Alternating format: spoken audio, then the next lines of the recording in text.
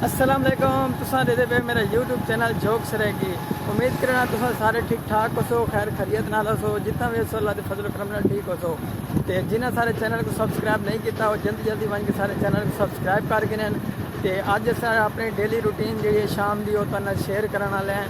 तो घर ने में आके कि मैं सब्जी घेन आए हूँ, मैं सब्जी जेदे पे मैं हूँ सब्जी मैं गिदी में ना। तो उन बाद ये सब्जी दे के सब्जी देने के बाद अबू की कॉल आई कि घर सब्जी दे के उस तो बाद मेरे को भी कहना मन वो मतलब आपको पिछली वीडियो दसाया है कि वो पानी लावन गया बयान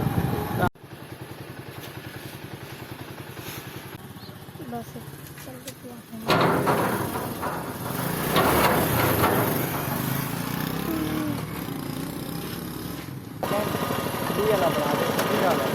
मैं 30 रुपये मेरे को होने तो मैं हाँ चल 30 वाला बढ़ा दे, लेकिन बच गया तो मैं पावा छापरे पौड़ी में सही है बच गया तो मैं छापरे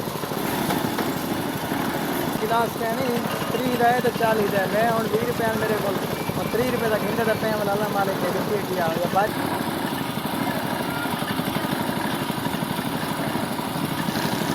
ज़्यादा पाँच मिनट में 3-4 गिलास अगर 40 असल जो छोटे गिलास पे ना वो 20 का गिलास मैं खुद ही चेंदा रहना योग करेंदा रहना। ठीक है, असा खुद ही ये काम करें आई समझ मैं जी तेरी वीडियो बनेंदा खाना अपनी बनेंदा खाना ये हूँ यूट्यूब ते ही मैं सटेंदा होना। ठीक है, उन्हें को पता है कि 20 का गिलास केड़ा है और 30 का केड़ा गिलास है, ये हूँ 40 का केड़ा है।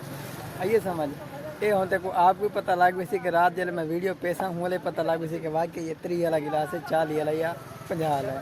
वो बगाल ठीक है तारी के बंदे को यार वारे नहीं आ महंगाई बहु है तो ये हूँ 30 रुपये का चलो भाई ठीक है कोई मसला क्या नहीं। अच्छा सही मैं ये बंदे को जूस पीते ये बंदा मेरे को आखन लगे कि भाई 30 का जूस है 20 का कह नहीं। मैं को आके लड़ा मेरे को 30 का जूस दे वो 20 का जूस दे मैं 30 का नहीं पीता। वो आखन लगे भाई मजबूरी है मेरी शाम का टाइम दिया खड़े कि शाम के टाइम मैं कि अल्लाह का बंदा खुदा का बंदा शाम को लोग चीज़ सस्ती कर देने तू महंगी कर देने आधे लड़ा आज बचत कहने दही आज मेरी दिहाड़ी कहने लगी ही वजह करके देख जूस वहाँ का देना पाया। चल मैं कि कोई नहीं ठीक है हूँ मेरे पे आपू को गिनन सब्जी घर गिन के दे दी है हूँ मेरे पे आपू को गिनन होता ना जोड़ के वेदा पिया हूँ मैं।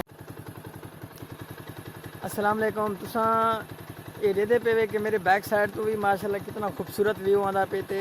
इन टाइम शाम थी चुकी है मैं रस्ते च हम के तो आपको पिछली वीडियो दिखाया मतलब पिछली दिखाया भी उसी के अबू मेना में भी हम तो मैं ही ज़्यादा मोटरसाइकिल रोक के तो कोई खूबसूरत मंजर मेरे को देखने को मिले मैं कि एक ख़ास तौर पर मैं शेयर करा तुम्हारे नाल। ये देखो ये शाम तक कितना खूबसूरत मंजर थे आकड़े ना।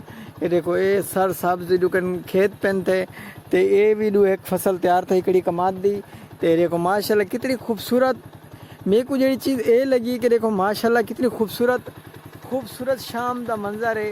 ये जो चीज़ है ना कराची मैं उठा रह के ये चीज़ बहुत मिस करे ना कि अगर जिमें शाम थी वेंदी है तो मतलब है शाम थी शाम थी तो बंदा इन चीज़ को इंजॉय करेंगे। तो मैं ही चीज़ को देख के ही पंजाब इतना आया कि मैं यार नहीं कुछ जो बंदा कमा के थक वेंदे चलो भाई बंदा घूम फिर आते। मैं सिर्फ यह चीज़ा देखने वास्ते ये पॉइंट देखने की ही मैं इतना पंजाब आया।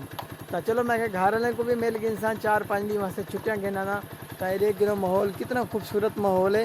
ये देख गिनो ये बहरहाल जो सब तो आला चीज़ है देखो शाम का जो मंजर है ना ये कितनी देखने को नहीं मिलता शहर भी एक कितनी भी ये देखने को चीज़ नहीं मिलती। तो ये देखो माशाल्लाह तो हूँ वेने अबू को गिना दे ठीक है। मोटरसाइकिल भी मेरी देखो यक सत्यानाश थी वह यक ख़राब थी वही कि मिट्टी मारी कल मोटरसाइकिल को भी सवेर नाल उठी के सवेर नाल पहला काम यो करने के मोटरसाइकिल वाश करावनी है उस तो बाद बिया कम बाद करे सो। चलो हूँ वेंदे अबू को गिनते हैं वाल तो ना लगा वीडियो शेयर करेंगे।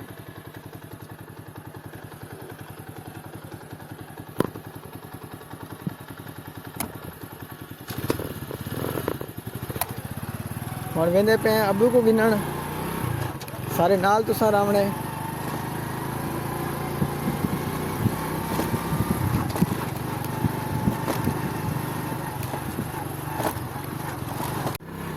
जो